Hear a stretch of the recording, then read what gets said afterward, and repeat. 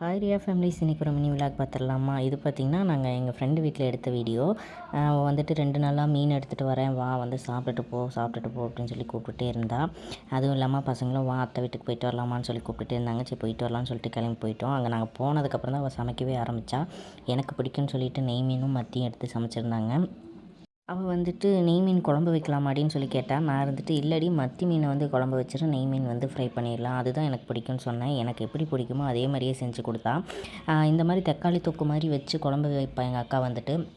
அந்த டேஸ்ட் வந்து எனக்கு ரொம்பவே பிடிக்கும். நான் வந்துட்டு இவகிட்ட எனக்கு அந்த மாதிரி செஞ்சு கொடுன்னு சொல்லி கேட்டேன். சரி வா அப்படின்னு சொல்லிட்டு அவள் அதே மாதிரி எனக்கு பிடிச்ச மாதிரியே செஞ்சு கொடுத்துருந்தா. குழம்பு அவ்வளோ டேஸ்ட்டாக இருந்துச்சு. இது பார்த்திங்கன்னா நெய் மீன் வந்து ஃப்ரை பண்ணுறதுக்காக எடுத்து வச்சுருக்கா. அதுவும் ஃப்ரை பண்ணியிருக்கிறா, சூப்பராக ஃப்ரை பண்ணியிருந்தா. இந்த மாதிரி ஃப்ரெண்டெல்லாம் கிடைக்க நான் கொடுத்து வச்சுருக்கணும்னு தான் சொல்லுவேன்.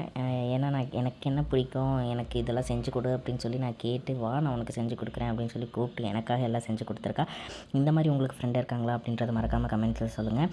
என் வீட்டுக்கிட்ட நான் வாழை இலையில தான் சாப்பிடுவேன், ஃபஸ்ட் டைம் சாப்பிட்றேன். நான் வீட்டில் வாழை இலையில தான் சாப்பிடுவேன்னு சொன்னேன். அதனால் என் ஹஸ்பண்ட் போய் வாழையில அறுத்துட்டு வந்துட்டாங்க. எனக்கு அவள் பெரிய விருந்தே வச்சுட்டான்னு தான் சொல்லணும். ஏன்னா எனக்கு பிடிச்ச மாதிரி சாப்பாடு, மீன் ஃப்ரை, மீன் குழம்பு, அதுக்கப்புறம் வாழையில தான் சாப்பிடுவேன்னு சொன்னேன். அதனால் வாழையிலேயே எனக்கு வச்சும் கொடுத்துட்டா.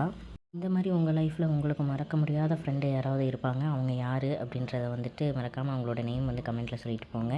என்னோடய வீடியோ பிடிச்சிருந்துச்சி அப்படின்னா என்னோடய சேனலை சப்ஸ்கிரைப் பண்ணி வச்சுக்கோங்க. அப்போ தான் நான் போகிற வீடியோ உங்களுக்கு நோட்டிஃபிகேஷன் வரும். தேங்க்யூ ஃபார் வாட்சிங். நெக்ஸ்ட் வீடியோவில் பார்ப்போம்.